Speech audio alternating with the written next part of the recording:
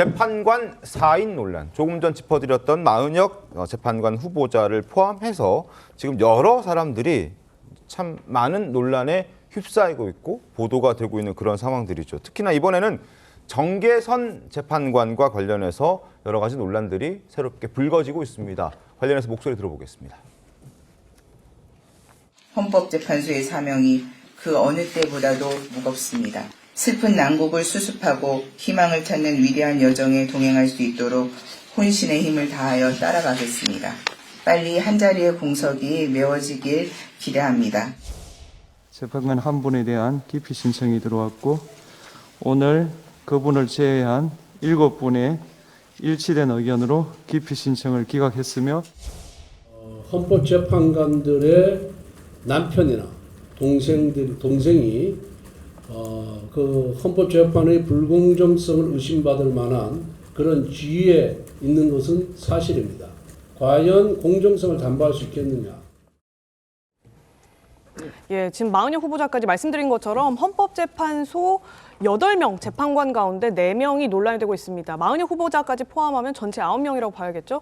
지금 윤석열 대통령 측이 기피 신청을 했다가 헌재가 기각을 한 바 있는 정계선 재판관부터 살펴보도록 하겠습니다. 김광선 변호사님이 지금 남편의 행적에 그리고 또 소속의 논란이 일고 있는 거거든요. 황필규 변호사라고 하는데 어떤 논란입니까?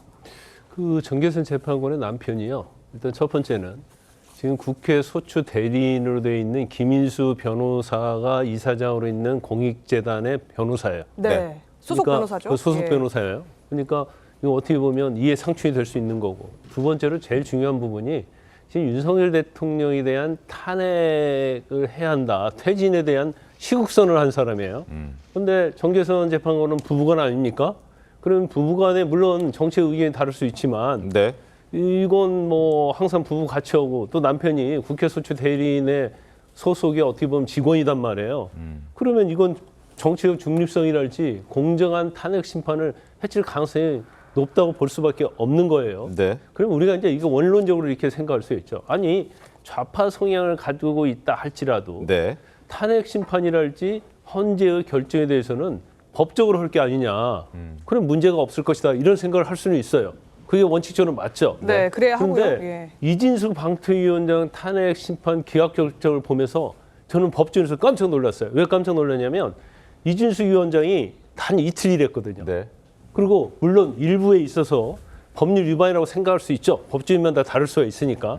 근데 설사 법률 위반이다 할지라도 중대한 법률 위반이 아니기 때문에 저는 8대 0으로 기각이 나올 것이라고 거의 확신이 하고 있었거든요. 4대 4가 나왔었죠. 근데 4대 4가 나왔는데 4대 4를 나온 걸 보니까 우리가 이제까지 지금 문제가 있다고 하는 재판관 4명이 좌파 성향이 있다고 국민으로부터 공격받고 있는 4명이 다 이걸 탄핵해야 한다는 거에 찬성에 어떻게 보면 손을 들어준 거예요. 헌법재판소 더군 뭐 법원까지 포함해서요. 네. 사법 시스템에 대해서 명확한 근거 없이 이렇게 비판하는 것은 자제되어야 됩니다. 1월 19일 날 우리 서부지법 사태 보셨지 않습니까? 얼마나 불행한 일입니까? 그게 원인이 어디에서 발생했습니까?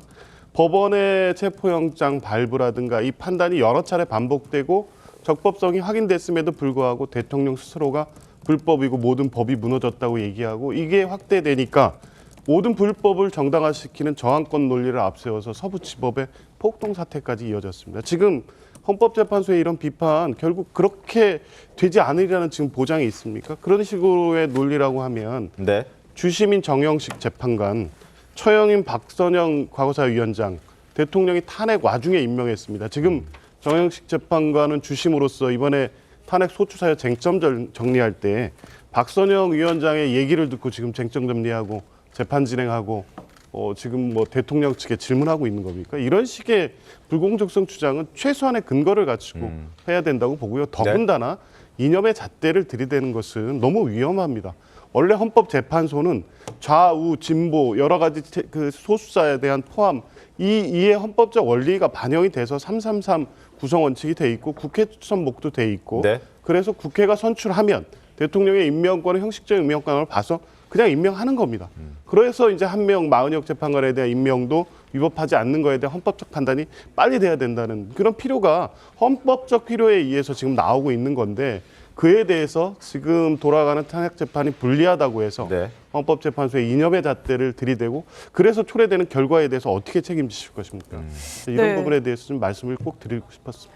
이게 헌법재판소가 기계적 균형을 맞추기 위해서 네. 보수 진영 이제 추천 후보, 세. 진보 진영 네. 추천 뭐. 후보 이렇게 기계적 균형을 위해서 세팅을 해놓는 건 맞습니다만 그 이후에 건건이 사건별로 어떤 잣대를 들이대느냐는 또 이제 각 출신과는 다른 문제라고 볼 수도 있을 것 같습니다. 그렇습니다. 특히나 이념 문제뿐만이 아니라 지금 이념 문제가 되는 것이 아니고 이해 충돌의 문제가 있는 거다. 이런 지적들이 자꾸 여권에서 나오고 있기 때문에 저희가 지금 짚어드리는 건데요.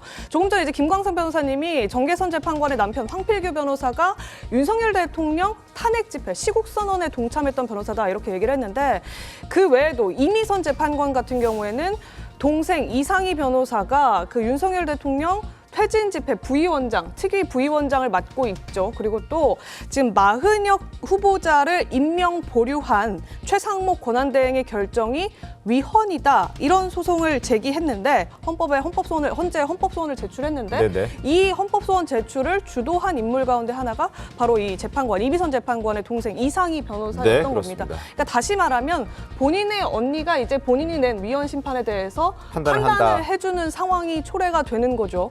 그리고 지금 계속 논란이 되고 있는 문영배 권한대행 같은 경우에는 이재명 대표와 과거에 주고받았던 사적인 SNS 대화들이 사적 인연을 바탕으로 지금 이재명 대표 사법 리스크, 윤석열 대통령 탄핵 심판 같이 맞물려 있는데 영향을 행사하고 영향을 미칠 수 있는 것 아니냐 이런 우려가 나오고 있는 거고요. 앞서 짚어드린 마흔혁 재판관 후보자 같은 경우에 민노당 노회찬 의원에게 후원금을 제출하면서 후원금을 낸 사실이 드러나면서 법원장으로부터 경고 조치를 받은 이력이 있다는 점, 이런 각각의 논란들이 지금 대중에 오르내리고 있고 여권에서도 지적을 하고 있는 겁니다. 그렇습니다. 주진우 의원이 그 지적을 이제 대표적으로 하고 있는데요. 목소리 들려드리겠습니다.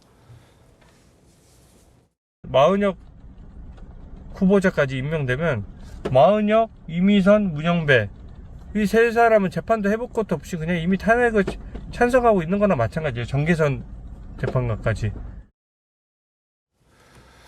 자, 특히 지금 권한 대행을 맡고 있는 문영배 재판관 같은 경우에는 뭐 임기 중에 독후감을 뭐 수십 건 썼다 뭐 이런 지적도 나오고 있고요. 그리고 아주 결론보다 뭐 시점이 중요하다라는 표현을 하면서 뭔가 좀 부적절한 뭐 헌법재판관, 법관으로서의 어떤 워딩으로서는 좀 부적절해 보인다는 지적을 좀 받고 있지 않습니까?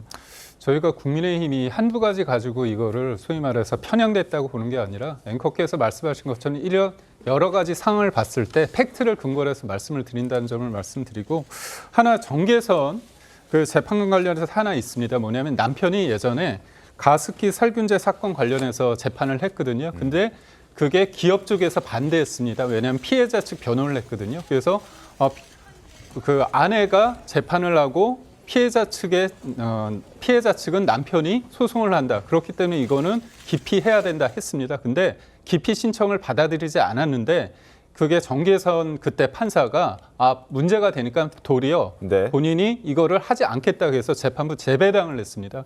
그렇다면 그 사건에 대해서는 그렇게 회피를 했는데 사실상 이 부분에 대해서는 문제가 없다고 했을 때 과연 국민들이 그 사건보다 대통령의 탄핵 사건이 더 작다고 느낄까요? 그런 면에서 이 부분을 다시 한번 말씀드립니다. 알겠습니다. 헌법재판소의 재판 이제 다음 주부터는 굉장히 빠르게 속도전으로 진행될 것으로 보이는데 계속 지켜보면서 자세한 소식들은 저희가 또 빠르게 전해드리도록 하겠습니다.